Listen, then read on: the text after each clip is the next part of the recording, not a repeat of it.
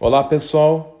Segunda parte da aula de globalização, tá? O título da aula é A Nova Ordem Mundial, Multipolarização e Globalização 2. Portanto, trata-se do módulo 7, continuação da aula anterior, beleza? Geografia, setor 171, professor Mendes falando. Essa aula se dirige especialmente aos extensivos manhã e tarde, extensivos SEB-MED, terceiro super e MED, beleza? O que a gente estudou na última aula, pessoal? Que desde o colapso do socialismo, desde o fim da Guerra Fria e a crise soviética, estamos assistindo à expansão da globalização, com um viés neoliberal. Tá? Nós já estudamos nas primeiras aulas, não é? Que existem duas correntes importantes econômicas, não é? Uma delas é o keynesianismo, a outra é o neoliberalismo, tá? Então, nos últimos anos, nas últimas décadas, não é?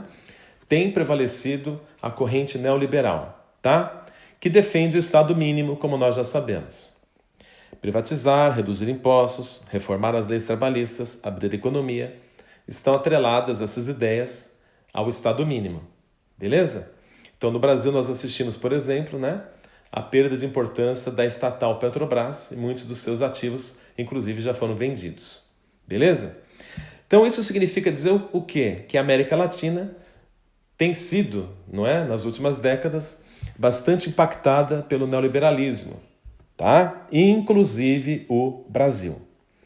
Ocorre que o neoliberalismo não eliminou uma série de problemas estruturais do sistema capitalista. Então a nossa aula agora começa a partir da parte 4, levando-se em conta que o módulo 6 se constitui na primeira parte desse assunto, tá? Então, parte 4 desse debate que a gente está tendo, né, dessas aulas, vou repetir, módulo 6, a gente trabalhou então a primeira parte desse assunto, né, mais especificamente dividida essa parte em 3, tá?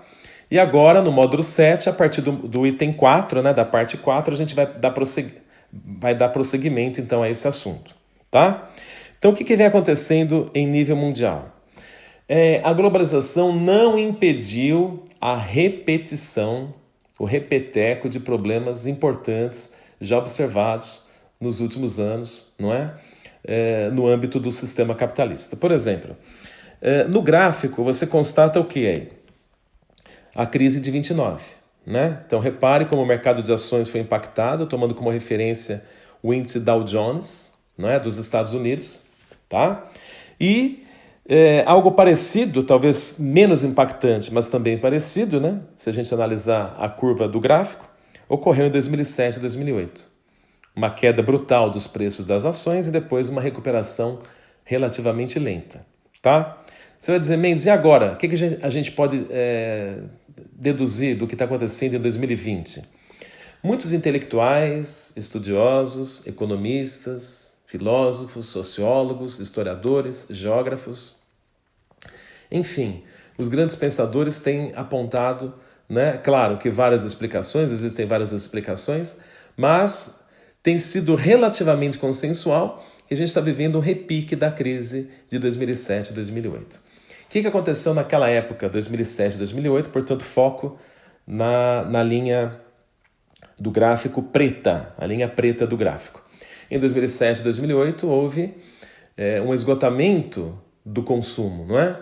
Quando o epicentro, Estados Unidos, não é, registrou a incapacidade dos trabalhadores de honrarem seus compromissos, tá? Então, muitos trabalhadores, grande parte da população mais pobre americana, né, conhecida como subprime, realizou empréstimos a juros baixos para comprar casa, depois do atentado de 11 de setembro, e, de repente, os Estados Unidos sobem a taxa de juros, né, inviabilizando o pagamento desses compromissos.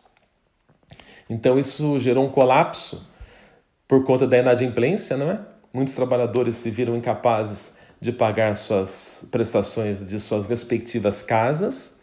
Isso impactou os bancos e, como um banco empresta recursos para outros bancos, isso gerou um efeito cascata, inclusive, não é, gerando a falência de um banco emblemático americano, o Lehman Brothers, no segundo semestre de 2008. Tá? Então, naquela ocasião, os Estados Unidos injetaram uma fortuna cerca de US$ 1 trilhão para reativar os bancos, né? E sanar esse problema. Inclusive, muitas empresas, a GM, por exemplo, naquela época foi estatizada. Posso repetir? Houve a estatização da GM. Imaginem vocês, uma empresa como a GM, ícone do capitalismo americano, sendo resgatada da falência com capital público, não é? Isso aconteceu nos Estados Unidos. Só fazendo parênteses para 2020, né? O que está acontecendo hoje em nível mundial? Mais uma vez, um esgarçamento, né, do capitalismo. O que isso significa? Vamos tentar colocar no chão esse debate. Existe uma crise de consumo, pessoal. Não tem demanda. É só você pegar as taxas de juros praticadas no mundo inteiro, né? Em alguns lugares, as taxas de juros para empréstimo são negativas. Isso significa dizer o seguinte: se você deixar o dinheiro parado no banco, no Japão, na União Europeia, você perde dinheiro, porque são taxas negativas. É uma forma de estimular o investidor a empreender, pegar o dinheiro, aplicar na produção, gerar emprego, pagar impostos e reativar a economia. Só que isso não tem surtido efeito. Soma-se a isso a pandemia do coronavírus, né? Então as pessoas deixam de sair de casa, 1/3 da população mundial está em reclusão, não sai de casa, tem menos consumo, evidentemente que a economia entra em colapso, que é o que a gente tem observado em nível mundial. Ontem, não é? Ontem foi 26, né? 26 de março, o governo anunciou uma ajuda, o governo americano, né? Uma ajuda de US$ 2 trilhões para resgatar a sua economia. Então, esse dinheiro será destinado tanto à classe empresarial, capitalista, quanto à classe trabalhadora. Beleza? O mesmo tem ocorrido em nível mundial. O G20 se reuniu ontem por teleconferência e já foi decidido, né? Um fato. Qual fato? Que o G20 disponibilizará imediatamente 5 trilhões, né, de dólares para resgatar a economia mundial. Já se fala que esse valor poderá chegar a 10 trilhões de dólares para resgatar a economia mundial. Portanto, uma crise histórica do capitalismo, galera. Tá? Pois bem, vamos pegar o exemplo da Grécia. Como é que isso impactou aquele país, né? Então, dá uma olhada. Depois de 2007 e 2008, houve um crescimento exponencial da dívida grega, bem mais até do que o crescimento observado na média europeia.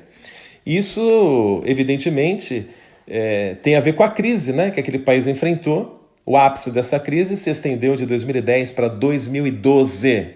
O que aconteceu naquele período? Insolvente, o Estado grego foi obrigado a recorrer a empréstimos. Quem que emprestou dinheiro para a Grécia?